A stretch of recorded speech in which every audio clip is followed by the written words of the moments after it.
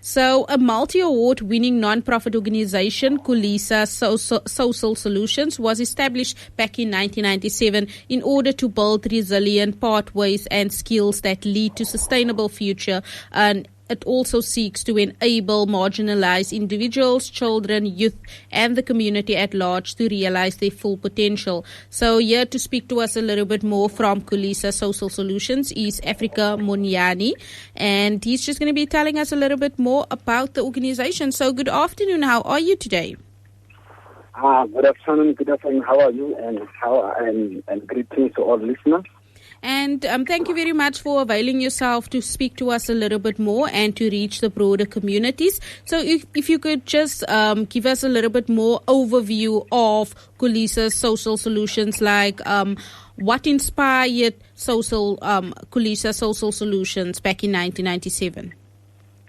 Thank you very much for giving us this opportunity. My name is Monyai of Khulisa. I'm a project coordinator and also a community coordinator at Khulisa Social Solutions. Khulisa Social Solutions, an organization, is saying it was founded in 1997, meaning that in 3 years from now we'll be turning 30 years. It was founded by our MD, Leslie N., or should I say, by Dr. Leslie N. Why am I saying Dr. Leslie N? Is because, 3 days ago, a few days ago, we received an amazing news that our managing director was awarded with a doctorate, with a professional doctorate in entrepreneurship by the European International Universities in Paris. Congratulations. Because of the amazing work that she has been doing. She's been excellent. She's been impacting the community. And, her work has been recognized globally. What inspired her maybe to start this organization in 1997, it was because she wanted to see social ills being addressed in our community. She wanted to see a better South Africa. She wanted to see people's lives being impacted. Our first session that she had, it was in Lake Prison, where she was having dialogue circles, where she was supporting victims of crime and perpetrators and trying to reconcile them so that at least they can be peace, they can be fully rehabilitated and so on. So that's when the heart started, that's where the hunger started, that's where the birth of Khulisa started. So basically, in a nutshell, she wanted to change South Africa, and she wanted to see South Africa being a better South Africa. And just by listening to you and you speaking so highly of now the doctorate your managing director, as you basically stated, with a vision in mind when she started this establishment, she was working in prison also. So Khulisa's initial focus on implementing South Africa's first official rehab program for young offenders, like you just elaborated also on that.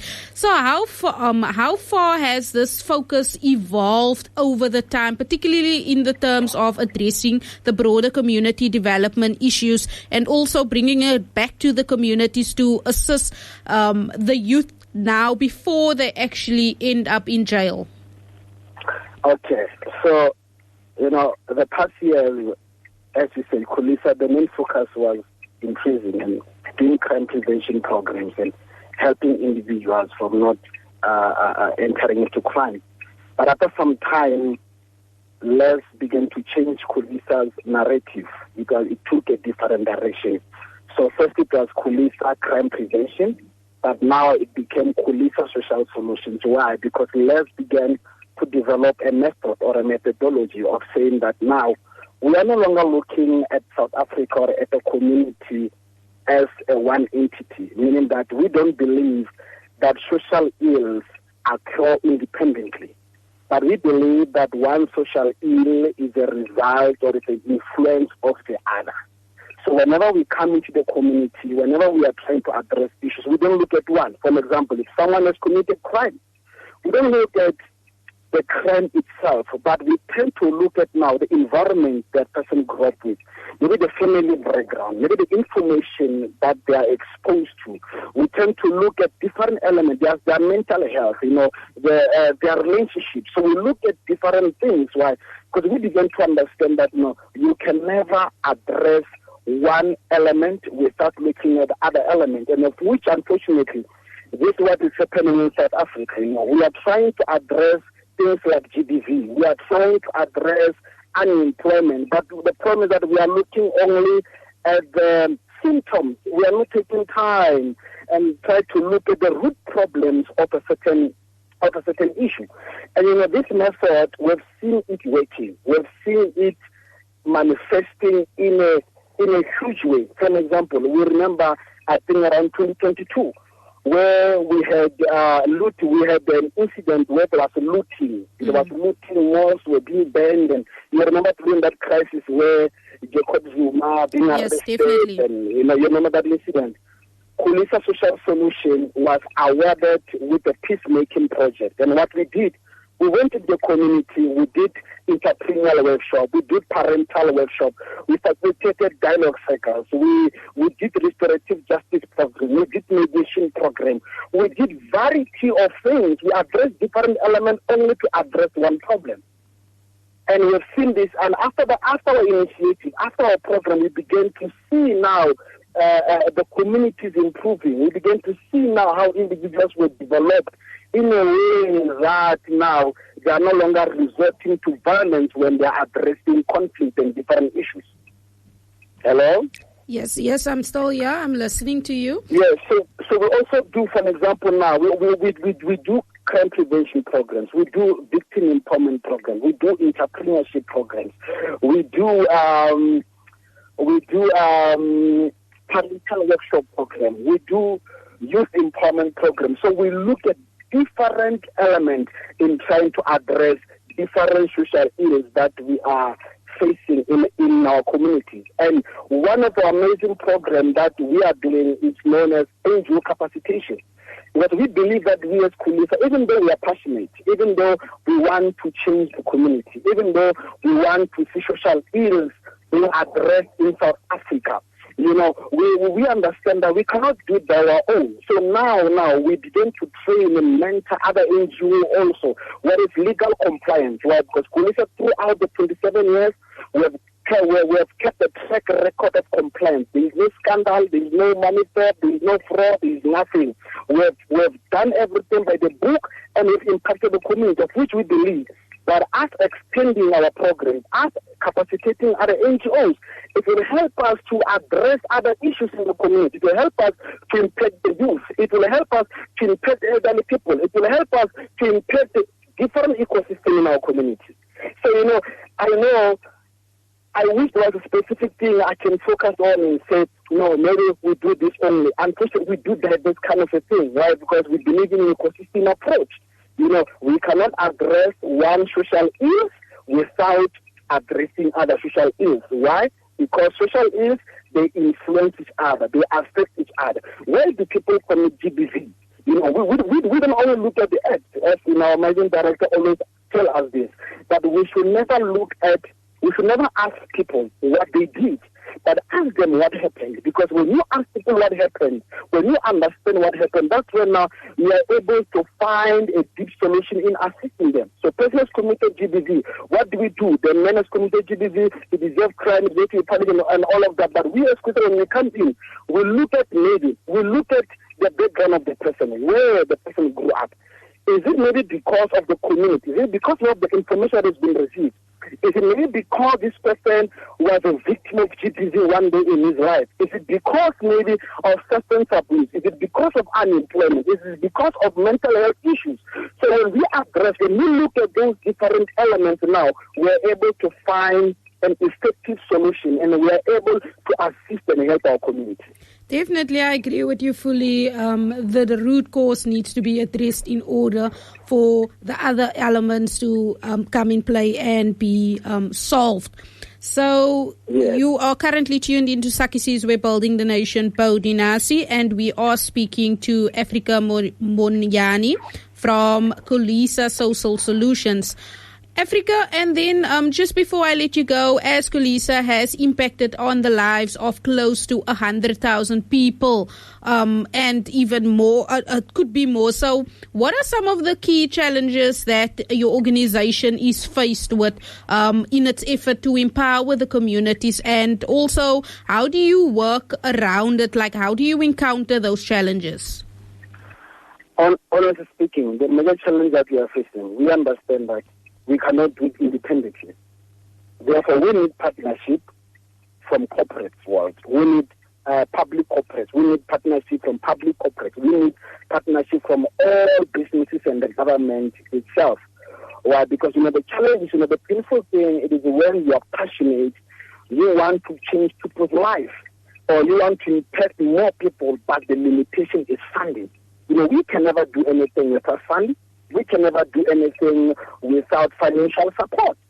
So sometimes what we do to address those challenges is to try and build, also try and create inner economy, let me put like that, or inner capital generation, meaning that, we try by all means to raise funds ourselves, so that we can try and support the community. Yes, we do have funders. We do have international, national funders who fund us in other projects, but that is not enough. That is not enough. We need support from the corporate world, and we are reaching out.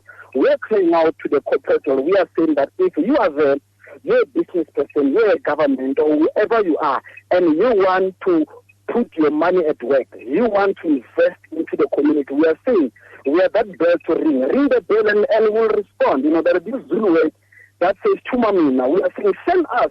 We will deliver the work, we will do the work, because we are not an organization that is focused on enriching themselves, but an organization that is passionate about helping the community. Just imagine, we have offices throughout South Africa.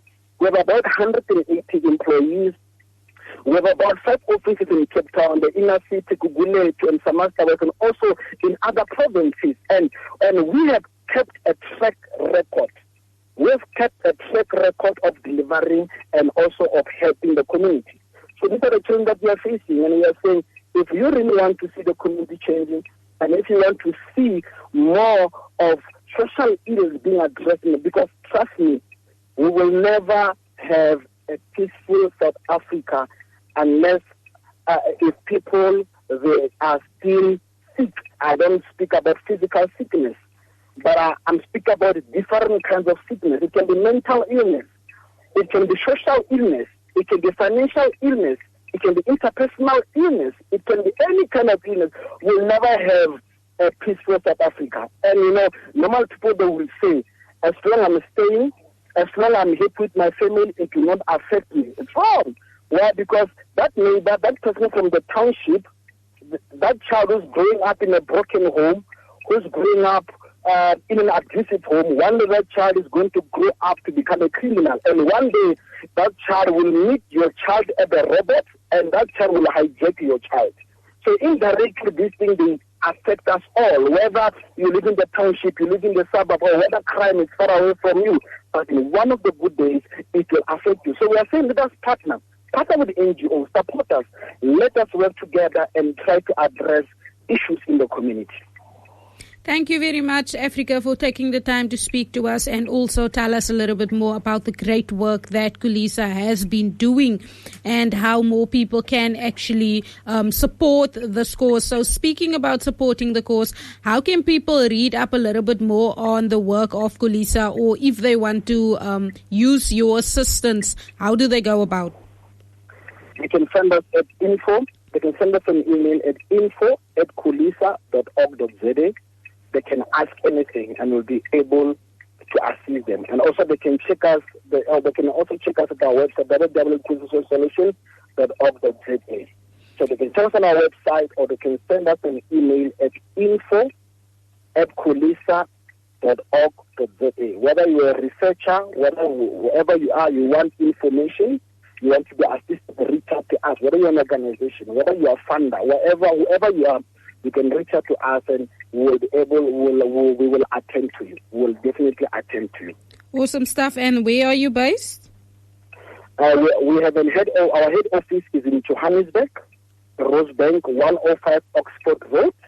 But we have offices in every place. We have offices in Cape Town. We have offices in Inner City. We have offices in Samasta West. We have offices in Guguletu. And we have offices in other regions in Cape Town, also in other provinces in South Africa. So, but the easiest way to get hold of us is just send us an email at info@khulisa.org.za.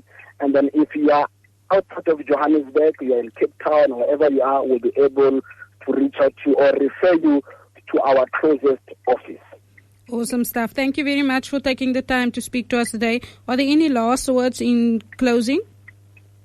The last word I can say is that we plead with corporate. Let us keep on supporting NGOs.